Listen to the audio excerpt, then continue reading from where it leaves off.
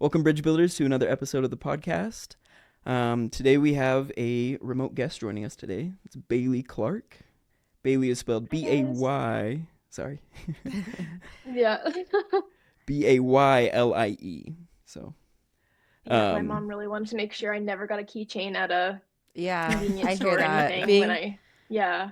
Yeah, fair. being a Nothing ever Juliet, has I my name. understand. Yeah. Yeah. She is a Latter-day Saint social media influencer, and she goes at the handle at Baylie Believes. Again, that's B-A-Y-L-I-E. You're on Instagram, TikTok. What else? Where else can people find you? I downloaded like X and like Threads, and I do have a Facebook page, but I forget to post on them. So I pretty much only post on Instagram and TikTok. Okay, cool. Yeah. Very cool. She grew up in Canada. You're currently in Alberta. Did you grow up in Alberta as well? Yeah, born and raised in Awesome. Alberta. I've moved in different cities, but yeah, I'm just outside of the Edmonton area. So Okay, if people know where Edmonton is or Calgary, I'm sure. around there. Okay. I personally don't, but I also need to visit But I Canada. know a lot of people do. Those are like big cities, especially in the hockey world. Mm. Yeah. At least people know like the Edmonton Oilers. Okay. Yeah, they're pretty big if you're a hockey fan. But if not, Canada doesn't exist. So Yeah. I'm going to a Utah Mammoth game this week, so I like hockey. awesome. She is currently pursuing a degree in education and Yep. serves as a mission prep teacher and a primary chorister in her home ward and stake. Baylie, Yep. welcome to the show. Thanks for having me. Yeah. I'm excited. We're excited as well to have you here. Um, Once again, to our followers and fans, please like, share, subscribe. If you can donate to the podcast, we appreciate it. And Buy these two a coffee. Buy me a gas tank full of gas. yeah, Yeah, it's a buy me a coffee link, but it's not. Yes. We don't. It's just ironic that it's not for coffee. It's for the podcast. Yeah, We that's- promise. for sure. Okay. All right. Well, Baylie, thanks again for joining us. We kind of wanted to first start off. First off, I noticed that at least your Instagram account is pretty new, like less than a year old. Is that right? Yeah, so the actual account is quite old because when I was a kid, I made an Instagram account and then I forgot the password or I don't know. So I think the account was made in 2017, Okay. but I only started really posting on it. I believe it was last August that I actually started posting. So pretty new, less than a year, yeah, Okay. that I've been posting. What made you kind of want to get into this and build like a platform around your faith specifically? Honestly, my mom is a huge inspiration to me, and we have such deep conversations on just different gospel topics and how the church has impacted our lives. We've had good and um, we've met some not great people, and we've just had a lot of talks. And I always feel like they're so insightful, and I feel like I always learn so much that I decided I'm like, I want to talk about this to other people so they can hear the insights. And I think that's what started my passion for me of like actually just talking about the gospel online. Um, it's just been so interesting to me, and I didn't realize how big the community was until I actually got on and started posting, and then I realized how many creators have been doing that. And like honestly, in all religions, I just didn't know it was really a thing. So it's been really interesting to see that online of all these different people. There's a lot of contention as well, but it's really good to see all these communities at least coming together in a way. Yeah. Great. Mhm. I know you Yeah. teach mission prep. Did you go on a mission? I think you probably. No, I didn't go on a Oh. mission. I never really felt called to go on a Yeah. mission. I have two siblings that went on a mission. I have three sisters, and one of them's on a mission right now in Argentina, and then the other one served in Canada. It was during COVID, and they just felt so called, and they knew that they were going to go on a mission. Their patriarchal blessing just felt like they needed to go, and mine didn't really say anything about it, and it was never really a prompting or a thing for me. And then I ended up getting married actually at 19, 20 years old. So Uh, yeah. I was like, well, that makes sense. So, you didn't go on a mission, but did you say that you're teaching mission prep? Yeah, I felt That, super like that's not so cool. qualified. I served in the mission prep calling with my husband, Oh, and okay. he served in Paris, France. And he has a lot of great insights. So I teach more of like the things from Preach My Gospel that I can make from the booklet And he talks more about the experiences and things to actually prepare while you're there. And I think it's been a really good mix. And we've been able to kind of team teach instead of feeling a lot of pressure. Because I always preface before I start teaching, I'm like, take what I say with a grain of salt. I didn't serve a mission. He's going to be a lot more knowledgeable than I am. But my mom likes to tell me that she feels like I'm serving a mission online, which I think is really interesting because of just the reach I get. And I've had a lot of people message me that I've made a positive impact on their view of the church, whether or not they get baptized or join. But a lot of people just have seen that we're not demons, hopefully, that we can be kind and Christ-like. But yeah, it's been a really interesting dynamic. Yeah. For sure. Well, I think that that's really cool. And I think that's, I don't think that you should like ever discredit yourself in any way for like having not, put on like the little black name tag and like, gone through those steps of, like an official mission. You can probably see it happening in real time, me like switching back to my like Mormon brain, like the the work of like teaching the gospel and like preaching the gospel is like always sort of like the same at the root, right? Like it's like believing, being convicted about what you believe and like having a sincere desire to like share that with people, like that. And I think that's really good on like in everything in life. Like if you have a passion for baking and you just think that your talents and your knowledge can help other people, I love that people are willing to come online and share it with other people. Like I definitely think missionary work does not have to be limited to preaching the gospel. I think it can just be helping like serve one another, sharing your talents, your gifts. I love the whole idea. Yeah, for sure. Cool. You mentioned your mom kind of said like this is a mission calling in a sense, like being online. Did you ever feel kind of called by God or like a spiritual prompting to kind of start your social media journey? It was weird because when I first actually started my Instagram account, it wasn't really focused on the church. I would always see these like Utah influencers posting outfits, and I was like, oh, I want to kind of do that. So that's actually what I started doing, I think in June or July. I would just post like my outfits or whatever. And I was at the temple in Calgary, and I was like, I just had this idea, or I say prompting, but some other might just say an idea, which is fine, that I should make a video about the church. And I didn't know what apologetics was. I was not in that world at all. But it had a very apologetic tone, and it was my first video that hit over 10,000 views. It went off, I feel like wildfire. For me, it was only like 30,000 views, but for me, who would like barely hit 500 views with my outfit videos. That's where we are right now. So good for you. Yeah. I was like shocked that it got so much traction. And then I looked more into it and I saw this whole community of like a bunch of powerhouses, I would say, of just people who are so unapologetic about their beliefs. And that's when I started leaning into it. And that's when I started posting, I think in August, and I strictly changed it. I changed my username to be about the church, everything. And that's when I focused. So I believe that it, like, because obviously I do believe in promptings and feeling called of God. I felt like it was a prompting at that moment because of what it's led to, because I don't think it would have really panned out if I just kept doing what I was doing. I was kind of giving up motivation and I just didn't feel like it was worth it. But then when I started posting about the church and people just were just loving it, but then also there were people who I realized that there are a lot of people who don't like the church out there, which is okay. True dat.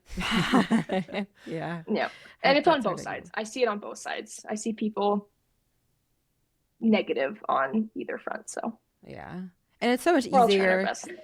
It's so much easier to be negative and to be negative, to be pejorative, to like exaggerate the good and the bad all when you're online, and when things are anonymous and like you're not, it can feel like the interactions that you're having with people don't have consequences in the real world, and so I feel like online people probably tend to get more, I feel like kind of people maybe let their big feelings out, I'm a big I do that sometimes, and I try to reel myself back in, but sometimes I have conversations that just sound like the same thing over and over and over again, that I admit I lose my cool often and I allow things to get contentious. So I've been really trying, at least in 2026, to reel it back in a little bit.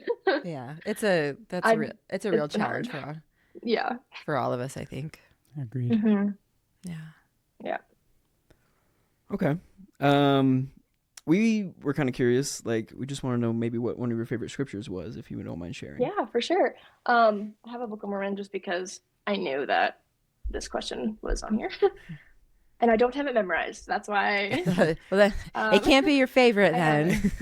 I know. It's a long one. You're good. I like Mosiah 241. And I just had it and I just closed my Book of Mormon. So I like Mosiah 241. It was, I think, is my graduation quote. I love it so much. Because it's not really, in my opinion, it could be applicable to anybody who believes in God. It's not specific to any religion. Christianity, I guess. But 41 says, "And moreover, I would desire that ye should consider on the blessed and happy state of those that keep the commandments of God. For behold, they are blessed in all things, both temporal and spiritual. And if they hold out faithful to the end, they are received into heaven, and thereby they may dwell with God in a state of never-ending happiness. Oh, remember that these things are true, for the Lord God has spoken it." So the reason I like that is because I would like to live in a state of never-ending happiness, and I like that that promise is extended to us, that if we follow the commandments of God, which I've never been the type of person to see them as restrictions. I've always seen them as guardrails that protect me from temporal and spiritual, not destruction, but kind of destruction. It's a strong word, but I'll say destruction. I've just been freed from so many things, like addiction or bad habits, or just getting into things that will be harmful to me. And I've just felt more happy following the commandments. I know a lot of people have, or just making good choices. I feel like making good choices also makes me really happy. So I just like that scripture. I don't know. There are probably so many better ones out there, but that one's always stuck with me. Just because it's promised. Yeah. That we can be happy. Yeah, no, I think it's a beautiful scripture. And I think it life is hard, right? And the world, frankly, the world's in a rough state right now, and I'm realizing that's not unique. Planet Earth has always been a rough place to live. And I guess to me, when I hear that scripture, the thing that feels deeply true about it is just this motivation to have the hope, for the message that there is a way that things can be better, and there is a way that you can be happy, in the long term, in a real way, and to sort of feel like a calling to not be nihilistic and not give up, but be reaching for that happiness, that world that we want, that life that we want for ourselves. Yeah. Okay. I make an end of my speaking. Sorry. Talk too much. That's all right. No, I love that.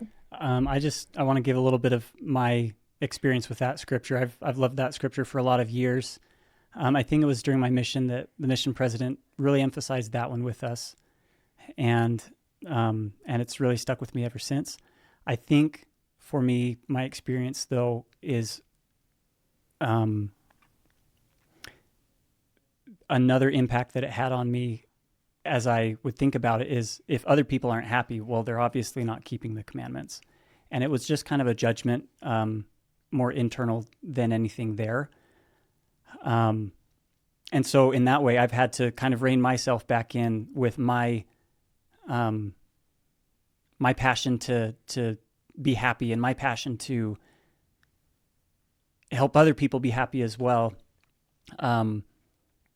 That people are all trying to be happy, and we all have different understanding of what God's commandments are, whether it's through differing religions or even differing backgrounds within the same religion. But as a whole, I think that's something that we can all come together on as a common thing, is that we all want to be happy. And I think generally speaking, people want other people to be happy as well. But at least from my experience, it's well, this is what makes me happy, and this is absolutely what will make them happy as long as they just listen to me. And I'm trying to grow up and grow out like of that maybe egocentrism and build that respect. And as you are coming to know with our group, we're the Latter-day Bridge Building podcast, right? And that's kind of the value that we collectively have. And the approach we're trying to take is connecting on the things that we share and supporting each other, even though we might disagree with some of the ways in which we approach that. We all have that common goal. Yeah. And I know a few people who would probably have the view where if you leave the church, you can't be happy. There's no happiness outside of the church. I've heard that often, where people who leave the church aren't actually happy.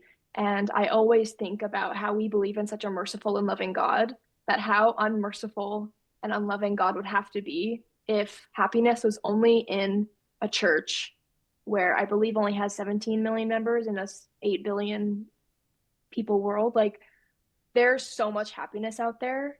And I feel like almost gatekeeping happiness in the church can be really dangerous, because I have family who have left the church. I have friends who have never been members, and I would never say that they're unhappy people. They are some of the happiest people. I love them. They're my family and my friends. And I think I don't know, I've always felt really iffy when people say like they're not actually happy, they just think they're happy, because I just don't think that's the case, because there are lots of people around the world who will never have the opportunity to hear the Church of Jesus Christ of Latter-day Saints. They'll have no idea what that is. People in North Korea probably have no idea what that is. People in the Amazon have no idea what that is. So I feel like saying unless you're in the church, you can't be happy, like, it just doesn't sit well with me, because I believe that God loves everybody perfectly and equally, and he wants everybody to be happy no matter their circumstance.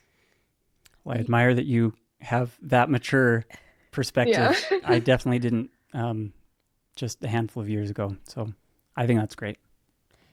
I think also there's like who gets to be the one, because there's like a spectrum of, it's like if you're in the church, there's a spectrum of like belief and like obedience and like orthodoxy. And then I would say if you're out of the church, there's still a spectrum of like, okay, maybe you're like not technically in the church, but are you like, living in a way where you're like keeping the commandments, or like, do you believe in God? Like there's this whole spectrum of, I guess, like, I don't know, like total, like demonic heretic to, this like made up spectrum imaginary to like, next to Jesus, right?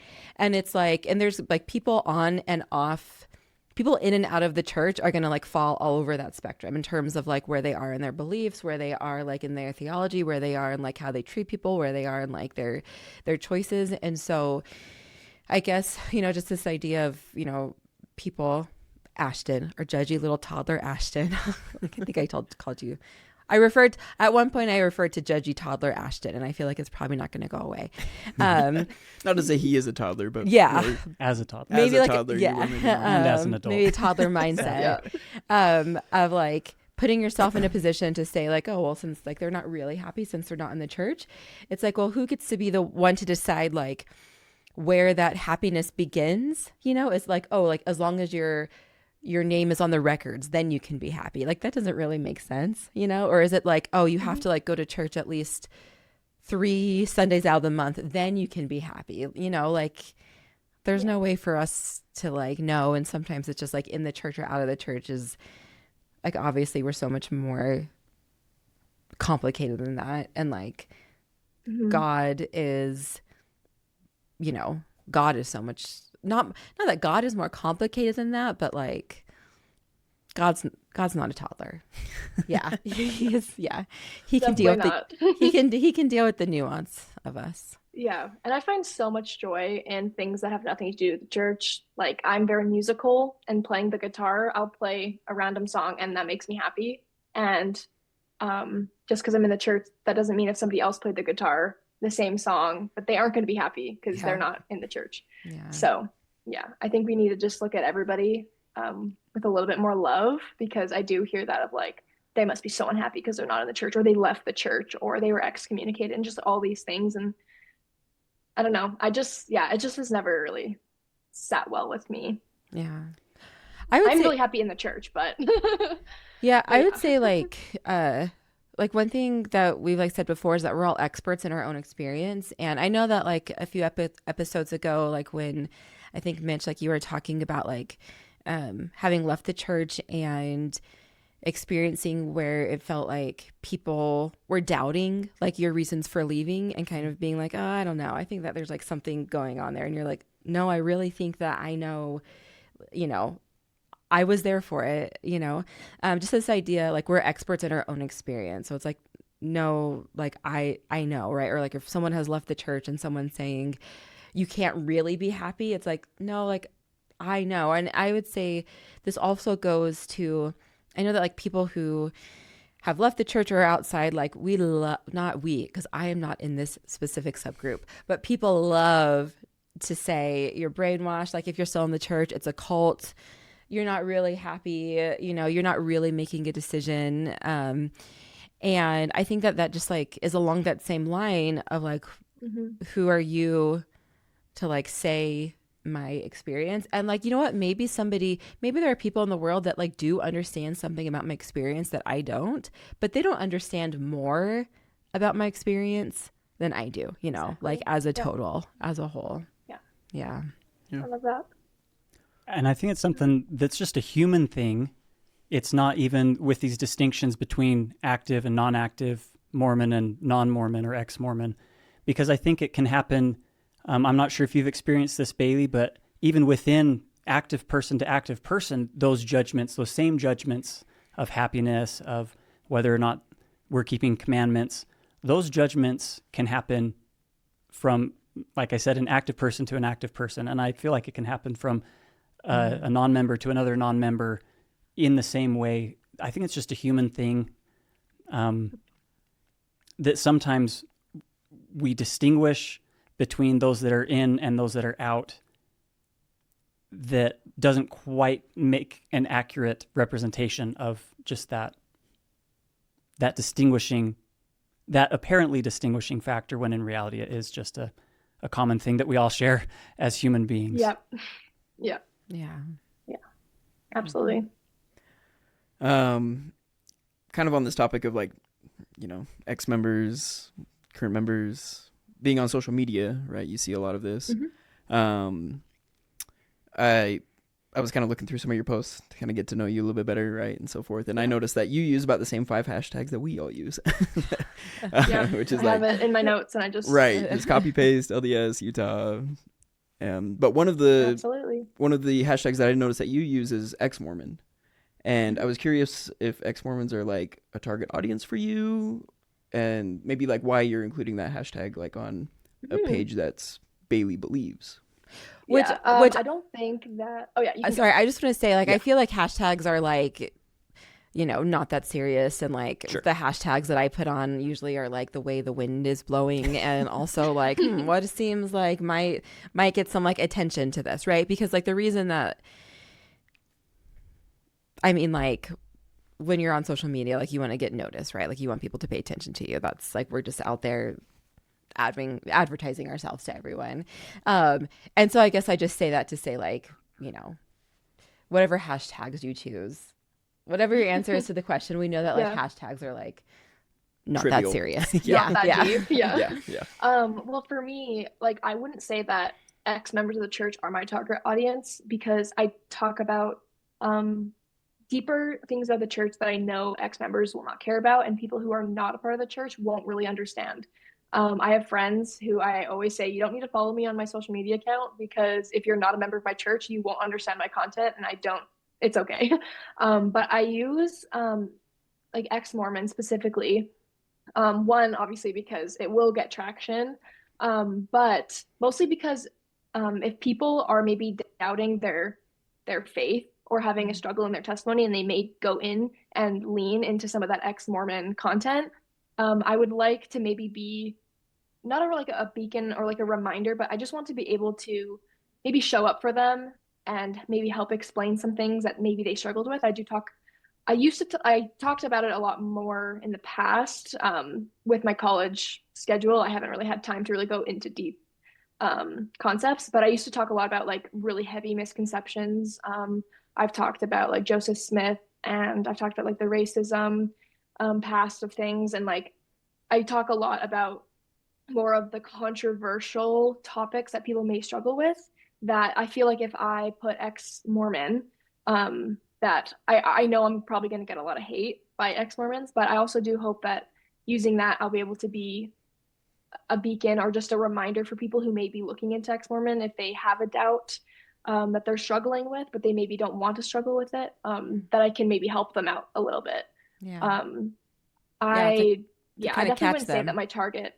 I wouldn't say that my target is ex-Mormons, just because I feel like they won't care about my content, and I'm not trying to change anybody's mind. I'm just trying to clear up misconceptions that people may have. And I would say the amount of hate I get, I would say like maybe 1% comes from ex-members of the church. The most of it is from other Christians who disagree with my faith and they think that I'm in a cult and brainwashed, whatever. But ex-Mormons are the least of my worries, I would say. They've been pretty kind. I've posted a lot of singing time videos because I'm primary chorister, and I've had a lot of ex-members be like, I'm an ex-member, but Popcorn Poppin' still hits to the date, like as it did when I was in primary, and like, thanks for sharing. I forgot the song existed, and like, it's just been really kind. So that's really nice to see. But yeah, I don't think ex-Mormon is really like hashtag ex-Mormon really pulls in a lot of ex-members, because I mean, I haven't really noticed any like a wave of them coming in and hating on me, because I don't really think that's their goal. I think they really just want to live their life. Yeah. I think that's it. That's interesting. Like just like using that hashtag to sort of like catch people who are like maybe like having doubts, and they're like, I'm going to look up ex-Mormon stuff, and then they find you. And honestly, I think that like I do the same thing. Like when I hashtag like pro LDS, like just because I think that, you know, like our content, like we're not committed to getting people like in or out of the church. But like we do talk about a lot of things that are uncomfortable, you know, and like can be kind of challenging. And I think that like sometimes like, you know, I use like the hashtag like pro LDS or like share goodness hashtags to maybe like catch people who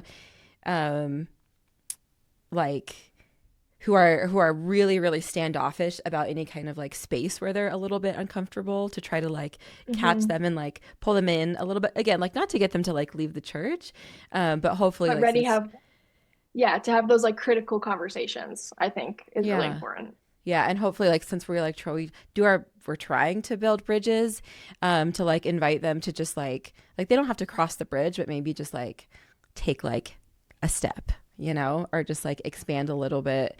So that's interesting. That was a good answer. Good answer. They say on Family Feud. Good answer. Yeah. Even when it's like the worst answer you've ever heard, everyone's literally still hyping them up. There's always a big pause right before they start clapping. Good answer. Yeah. And I know it's going to be the third X. Yeah. Here's a question I had, because we scheduled this interview, I don't know, several weeks ago kind of thing. But then last week or so, you popped up on my feed on somebody else's page. And I don't know if you want to talk about this or not, but there's a content creator who goes by No Nonsense Spirituality, Britt Hartley. And she made like a, what's it called? Like a stitch or like response a stitch video? or a response video. Yeah, she responded to a TikTok video of mine. Right. And her video kind of blew up, and I'm just like, oh man, like I'm interviewing Baylie in a couple weeks. Like, anyway, did you want to talk about that at all? I know this is like your first time appearing on a podcast. Is there anything you like would like to say to that effect, or? Yeah, I think the biggest thing is, like I said, how my target audience is not really ex-members of the church on my Instagram. And so I mentioned that. I was like, oh, well, it's not really my target audience. And a lot of people were like, well, why did you ask a question, ex-members? My TikTok is very much so like open. I'll post things on my TikTok that I don't post on my Instagram. And I really want to hear, because in my opinion, I think people are more honest on TikTok. They can be really brutal on TikTok. But I just posed the question, like, was it just the lack of archaeological evidence that made you leave the church? Was it anything else? So I posed the question. The question that she responded to was, would you come back to the church if there was irrefutable archaeological evidence for the Book of Mormon? Like, it was irrefutable. And it was just a theological question. It wasn't supposed to be like, that would never happen. So no, because that's never gonna happen. I was like, no, like genuinely, if there was actual evidence, because if there's evidence for the Book of Mormon, then it would mean that Joseph Smith was a prophet. So I was just curious. And a lot of people had really great insights of just they had their own personal experiences of why they left the church. And my comment section, I deleted comments that started debating with people because I just wanted to hear people out. It was not a, well, what the heck? That's so stupid because this was whatever. It was just so people could tell their story, to talk about why they maybe left the church or like why they would come back. Is probably like a 50-50 split. I had so many people say in instant I would come back to the church, and then I had people that said no, based on other aspects of the church and my experience with it, I probably wouldn't come back. And it was just supposed to be an open conversation. And her video, she explained like her side, but then she kind of took a dish on me, saying like, oh, you saying that there's archaeological evidence for the Bible is like saying that the Bible is true because Jerusalem's a real place. So that's not what I was saying. And it was, and then she asked me the question of like, oh, if you found out that it like wasn't true, would you leave? And like, it was just, in my opinion, a kind of weird response because I was genuinely asking, and it kind of seemed like she was kind of like trying to turn the question on me and turn it into something it wasn't. And my answer to her, if the Book of Mormon ended up not being true, would be I've had a personal witness that Joseph Smith's a prophet, that God hears my prayers. I felt the Spirit the most strongly in the temple. So to me, I've had more experiences beyond just the Book of Mormon. But that was like what I was kind of asking for the X side of people who've left, the depth of their, like why they left, if it was just because of archaeological evidence or if it was more. So I think for that, I was kind of shocked that it got so much traction. And I was like, I wasn't asking like, or I wasn't trying to start a debate. I was just hearing, like, if she just told her story, that would be great. But it kind of felt like it was kind of twisted, whether or not she realized it was like, if it was intentional or not, I'm not sure. But Yeah. yeah. It sounds like it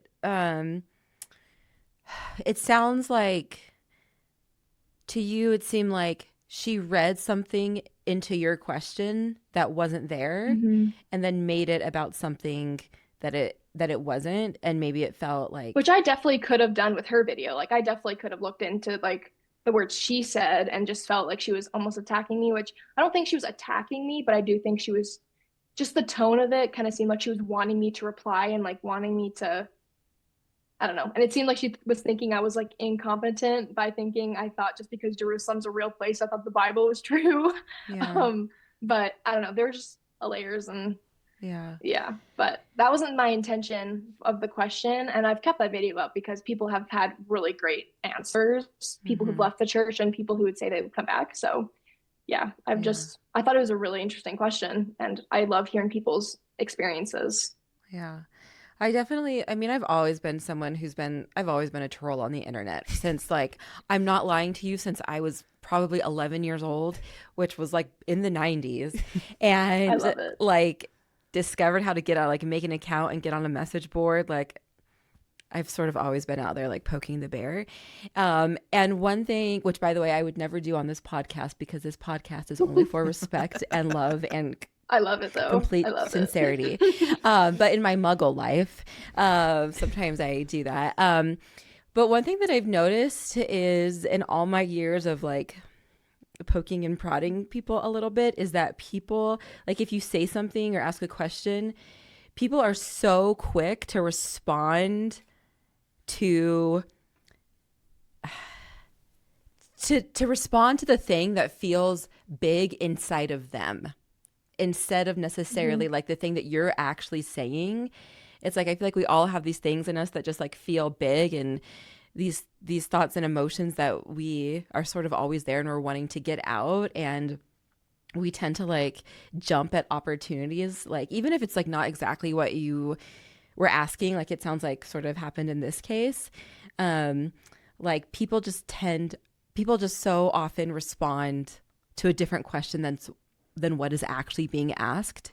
I think because, especially on certain topics, like we have histories and we have context, and these things like feel big and feel important, and it's really easy for things to get like sort of ignited, and Yeah, it's and I so definitely think like I'm a victim of doing that. Like with her video specifically, she made like a really quick comment that made me feel like she was saying I was incompetent. And the first thing I commented was me saying that there was evidence for the Bible. I'm not saying that just because Jerusalem's a real place that the Bible is true. And that was like the first thing I jumped on, because I was like, she thinks I'm incompetent. She thinks that that's the reason I think the Bible is true. And like, I definitely understand that feeling, because I feel like I still do that. So I've been 100%. trying to do better. But yeah, like I'm like, the thing I kind of got upset with her about, like I kind of did with her. But yeah. And thus is the story of humanity. Yeah, specifically literally. on social media, I think, Yeah. like, kind of to what you're saying, like, it's easy to be a troll. It's easy to kind of take the first feeling that we have and make a response to it. And it's social media is just very like one-sided and text driven. That's what I really like about podcasting, and why I wanted to like start this show, is that we can have like in-person conversations, in person, even if it's virtual, right? But live. And that just so we can like understand each other a little bit better. So I don't know. To me, it maybe sounds like on both ends there was maybe just like a misunderstanding of like the response and the initial video and so forth. And Yeah, I think one thing that I thought this was so interesting, like in your stories, like around that was happening, like you had said something to the effect of like, oh, like my content isn't for like ex-members. And one thing that like got me thinking about that is I think that often what happens online is that like you are like, when you're talking to people that believe like you, we tend to sort of like use a shorthand because we have like a shared experience that we understand, right? And so like that's why I think a lot of times like ex-Mormon content, for example, or I would say or like just like non-Mormon, but honestly I don't really know that much about it, so we'll just say like ex-Mormon content can feel so offensive and inflammatory and like unfair to active members of the church. It's because like, and this completely goes both ways, where like, it's like two ex-Mormons, like, you might like share something or say something that's out of context that is just like really driving home a certain point. And usually it's like there's an element of humor, right? That you're just sort of like bonding over this like shared experience. And maybe like between the two of you, like I said, like there's context, there's background, like it makes sense. And that you're like not being hateful about it, right? Like you're just bonding over your own experience that that you have with this one other person or this one other group. But then like, carrying this example forward, but then like, let's say you're like an active member of the church and you just see this like representation of something that's like so simplified, so exaggerated, like insensitive, then, and like you're not necessarily like the intended audience or like a part of that like context or that like background or that like shared knowledge or that shared experience, like you just see someone that's like, it seems like someone is just like being really crass and really like unnecessarily like hateful and spiteful. And then I think sometimes there's a response to that where like and this actually like your Relief Society videos that you made of like what ex-Mormons think like Relief Societies, I think that's kind of like maybe what's happened. Like I could, because like as someone who's left the church, like I watched those videos and I kind of like rolled my eyes and was like, no, like that's not really what we think. Like that's not really how it is. But my guess would be, and you can correct me if I'm wrong, is that like from your point, like you feel tired of seeing like ex-Mormons acting like Relief Society is just, where women go to like bake bread and be quiet. Trad wife and like yeah. And so then like I see that, I'm like, oh well, like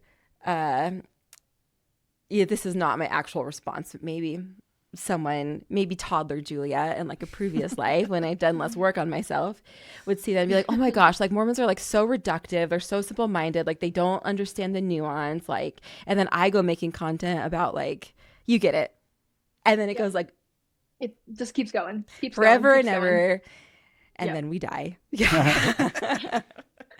Anyway, I just thought that was like, I feel like that like gave me that insight, into just like the dynamic between us of like why we're all good people that are pissing each other off all the time.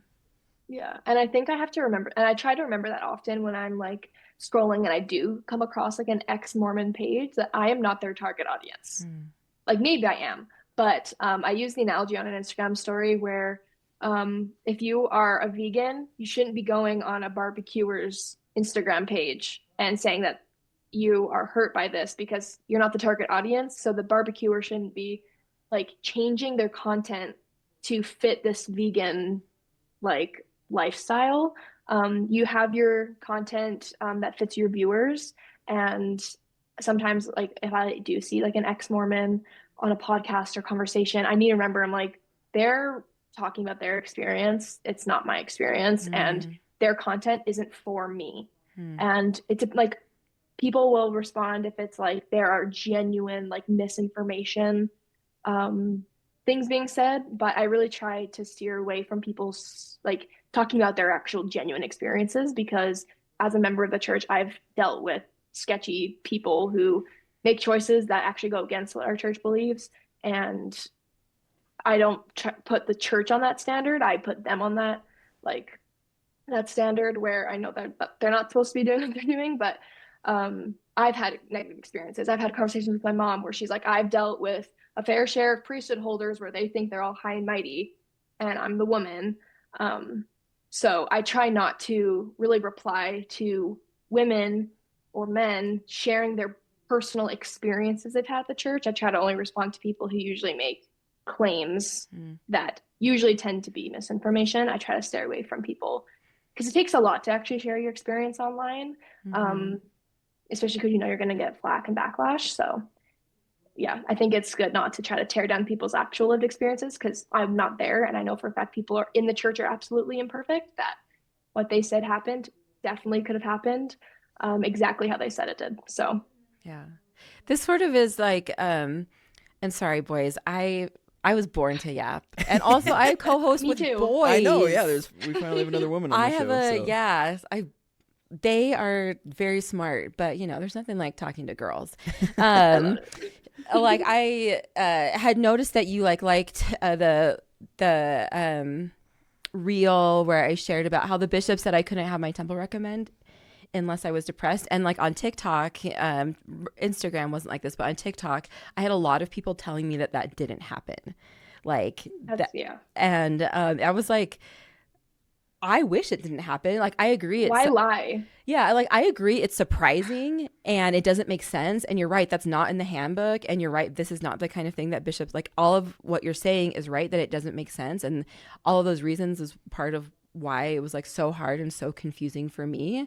But yeah, like it did actually happen, even though, you know, I think that that's something that, I mean, people conceptualize like the church differently and like priesthood leaders and like how prone to like mistakes they are or whatever. And I realized that like hearing that a bishop might do that to somebody is like challenging to some people's concept of like what a priesthood leader does, like what they're like or what they're, you know, whatever. And so I like try to remember that them saying that about me is not actually about my experience. Them saying that is about their experience and their worldview and like what they need in order to maintain like the worldview that they have. And a few of those people, like as we like, there's like a little bit more like back and forth. It seemed to like they seem to come around to the idea that it could be possible that happened, but like the knee jerk was like, no, that what you're saying happened to you didn't happen. And I think that how you said like recognizing that like they're talking about their experience, they're not necessarily talking about your experience. Like even, and the thing is like even if they say, even if someone says makes like a generalization, like they really like usually is coming from the place of like their own experience. And so for you to be able to recognize that and like not respond to that and say like that is not true, I think is like really mature and really good of you. Yeah, because it's honestly like people saying that didn't happen to you more just tells them that they have really great bishops that would never do it to them. And for them, they look at their bishop and they're like, well, my bishop would never do that. So your bishop would have never done that. And how fortunate they are that they didn't have somebody use their power in a very imperfect way. Yeah. And I think like we don't have to necessarily lean into everyone, especially with the generalizations where it's like, oh, the Mormon church is dangerous because blank, blank, blank, blank, blank. But I do think if people use their voice to voice like just their experience and something that they struggled with, very few people leave the church because of one experience. It's usually deeper than that. It's usually a continuous thing. I think the thing that they would appreciate more from members is to be heard than to be corrected or to be proven wrong, because that will just put a wedge in the bridge and it will split. So Yeah, that's awesome. yeah, I think just hearing them out, because I wish people would hear me out. So I need to give them the same grace. Yeah. Yeah. Sounds fair to me. Yeah. Agreed. Let's do it. Yeah. Cool. I had a thought, but I've since forgotten it. So, I had something I wanted to kind of add here, just as you're thinking. Something that I've learned while entering the space of connection and hearing each other out and trying to build that mutual respect to hear both people out, and that it's not just, I'll hear you out, but you're not listening to me, or you should hear me out, but I don't have to listen to you, type of a dynamic that happens frequently. When it comes to evidences and what is compelling, it's different for every person. Like, there are archaeological things that are very compelling to some, but with others, that evidence is not going to be compelling when it comes to a spiritual belief or experience. And I think that's just important as a rule as we approach anybody. If I have this piece of truth, people are going to respond differently to pieces of truth, and I'm going to respond differently than the next person when someone comes to me with a piece of truth as well. Mm-hmm. So just wanted to put that into the world as a reminder for myself and others to think about. I think one thing that's been really helpful for me in understanding some of like the back and forths over like truth claims and like historical stuff is like Dan McClellan. He talks about things being, do you know Dan McClellan? He's a baller. I'm not familiar. Okay. He's a baller. I'd probably know. I'm really bad with names, so I'd probably know if I like saw He's him. like the Bible guy. He's Mormon, but he doesn't seem Mormon. He's got like 1 million followers on TikTok. But he like is a biblical scholar and like basically corrects misinformation about like the Bible. His tagline is all right, let's see it. All right, let's see it. Somebody makes a claim and he's like, all right, let's see it. Oh, okay. I've heard that. Okay. Yeah. He's definitely come onto my For You page. Okay, cool. Yeah. He's so he talks about like people arguing that things are possible, things are plausible, and things are probable, right? And so I think that like as far as we'll just take the example of Book of Mormon archaeological evidence historicity. Like if you're not someone that's like spiritually committed to like the claims of the Book of Mormon, and you haven't had any experiences there, and you're just like, you know, from planet Mars coming and like evaluating everything objectively, and you don't have any like connection to it, then like you are probably going to want like a lot of evidence, like enough evidence to say like, okay, it's probable. Like it's really, really compelling, like based on the data, like the objective data that this is really like how it went down. But if you're somebody who like has read the Book of Mormon, who loves the Book of Mormon, who has had like, internal experiences, like some people are going to call those promptings, some people are going to say it's a spirit, some people are going to have like different names for it, but have had internal experiences that feel impactful and have affected your life, and it feels and it seems right to you, then like you're not going to need like overwhelming, compelling, objective evidence that everybody can see to believe that same thing because of your internal experience, right? Like if you just get like a little bit of like, hey, there's like this little detail that would fall in line that makes it seem like possible, then like you're gonna go with that because your life experiences are also like telling you that this is like valid or real, you know? And so I think that like as far as needing different amounts of truth, or that like truth like meaning, or like different pieces of truth having different meaning to different people. I feel like this comes up a lot in like church history, is like some people, depending on their positioning, are going to have like just going to have different standards or we're going to say different bars that they have to get over because of where their like internal experience is. But then like two people will come together and you're just talking about the facts and you're not thinking about or feeling about that other person's like internal experiences. And I think often that's why there's like so much clash and so much disconnect. And like while you have like people, say ex-members who are like, what, like, don't you know that like Joseph Smith did this thing? Like, how can you like be in a church where he's done this? And then, you know, people in the church are like, yeah, but like if all these things are true, then like does this thing that he did really matter that much in the long run, right? And I think that's where like a lot of the clash comes from. Yeah, I'm making end of my speaking. Awesome. Great comments. Mm-hmm. Well, cool. We're kind of coming up on time. I really liked, Ashton, your last question that you wrote on our list. Sure. If you wouldn't mind, like maybe I'd love that to. one. Okay. If one of your loved ones who left the church were listening to this conversation right now, what would you want them to know about how you see them as a person? I don't see them any differently. There is not a single thing that's changed because how I view like my relationships, it's not whether or not, again, like we said, their name is on a membership list.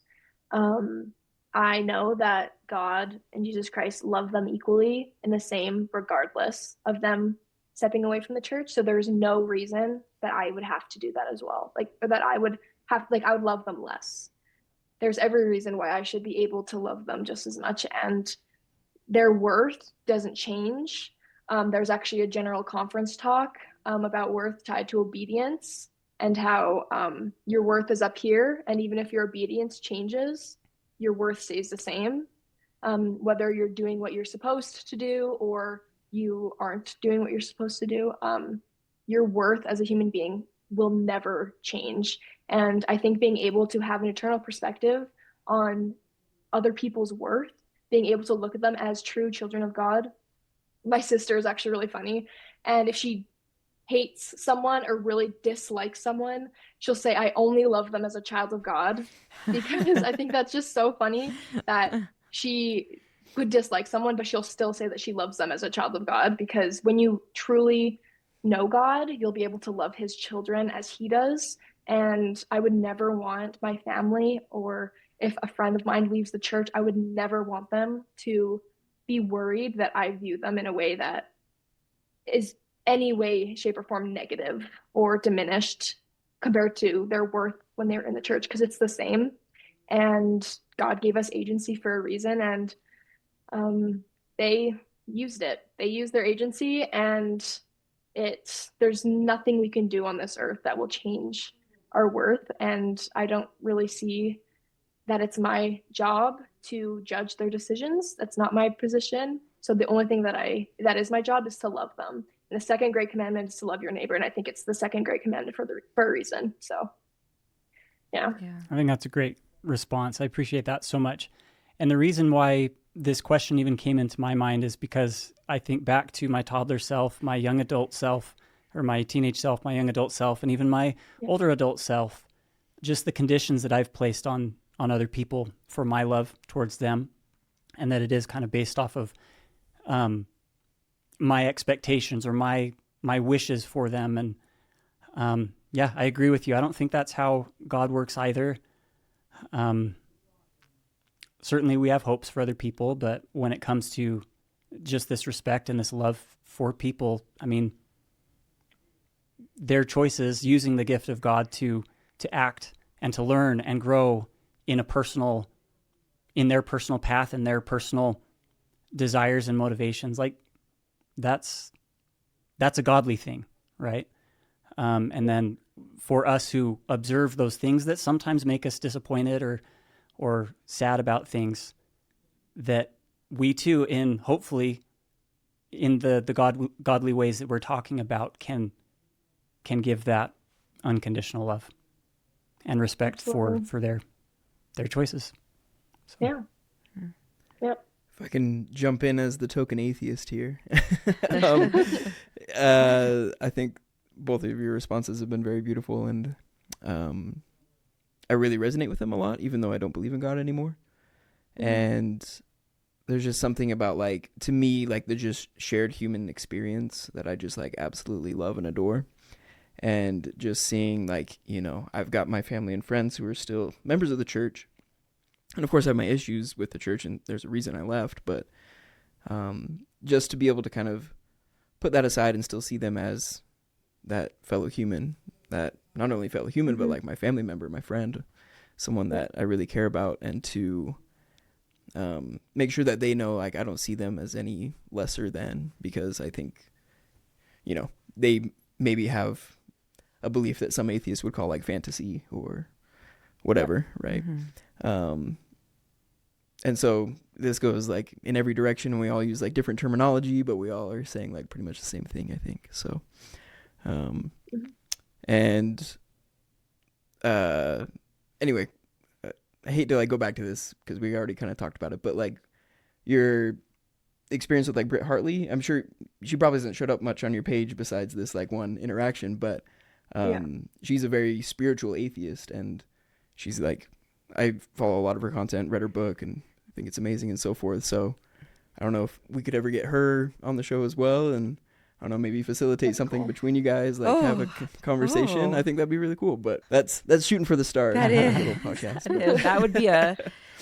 Well, I was gonna say that would be a bridge, as if it's like, as if you two are like the most polarized person in people in the world, she which seems is not really which chill. is not the case. Yeah. I just Just from my conversations with her, she seems very genuine.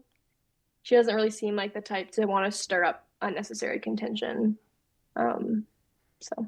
Yeah. Well, hopefully she sees this. Open invitation to Britt Hartley. But anyways, we're kind of coming up on time. Baylie, do you have any last thoughts, questions, things you want to share? Honestly, just keep doing what you guys are doing. Like, I think it's so great, and I'm surprised there hasn't really been a podcast like this before. I think it's so great, and I think what you're doing needs to be heard, honestly. And I like that you look at it from all sides. You have an active member on who like posts online, and then you have people who, like an atheist, just ex-members, a current member. Like, it's just so needed. And like that we're able to have a conversation cordially without contention. I love it. It's just so great. So thanks for having me on. Yeah. Well, thanks so much for coming. We've been saying like we need to get like, we really have been like needing like a voice like yours to like be on our podcast, for it to make it be like really a bridge, you know, because like a lot of us, we kind of share a brain in a lot of ways, and like we don't need just people to hear the Juliet, Ashton, Mitch brain all day long. So yeah, we're really grateful for you. Yeah. Thank you so much. Yeah. Of course. Well, thank you so much for having me. Yeah. Anything less from you guys? No, I don't think so. Okay. Yeah. Well, if you ever want to come back on, you know where to find us. If you're in Utah, if you're in Utah, come here. Yeah, come in person. I feel like the Mormon in me feels like we need to have a closing prayer. It's so I'm like, when are we gonna say it? Yeah, that's right. Yeah. Well, thanks so much, you guys. You've been awesome. Cool. Thank you. Well, thank you. If you've made it this far in the video and you haven't subscribed to us, you should do that, because we're trying to build this community. And I remembered what I was thinking about really quick. We were kind of talking about how people will post stuff that's not like their target audience, and like we even get that as people who are trying to build these bridges. We get people in our comment sections that are like posting scriptures and like proselytizing, like hoorah, like go church, both on the Christian side against the church and LDS side for the church. And then we also sometimes get like ex-members who are a little more heated and so forth. So like this is a space where we're trying to avoid that kind of talk, and so maybe that's not our target audience, and if they're not ready to be here yet, that's okay. But we're happy to have you on, Baylie. So yeah, happy to be here. Okay. All right. Well, we will see you next week with another episode. Be sure to, Kate, should we kind of name drop the people that we have coming on? Yes. We have Patrick Mason coming. We're so excited. So he'll be, whatever week this gets released, he probably will be the week after, right? Or maybe the other way around. Maybe. It depends. Okay, yeah. We have Patrick Mason coming, super excited. He's the chair of Mormon Studies at Utah State, right? Written a lot of books. Wrote like Planted and Restoration, I think is the name of it. Yeah, he's big with the Faith Matters group. Yeah. And then we also are going to have my good friend Tiana Chambers on, and we're going to be talking about dating across and within the Mormon spectrum, and just sort of like the intersection of the faith spectrum and finding your person. So got some good stuff coming on. Yeah. So make sure you subscribe again. Okay. Well, we'll wrap it up. So thanks again, guys. We'll see you next time. Bye. Bye.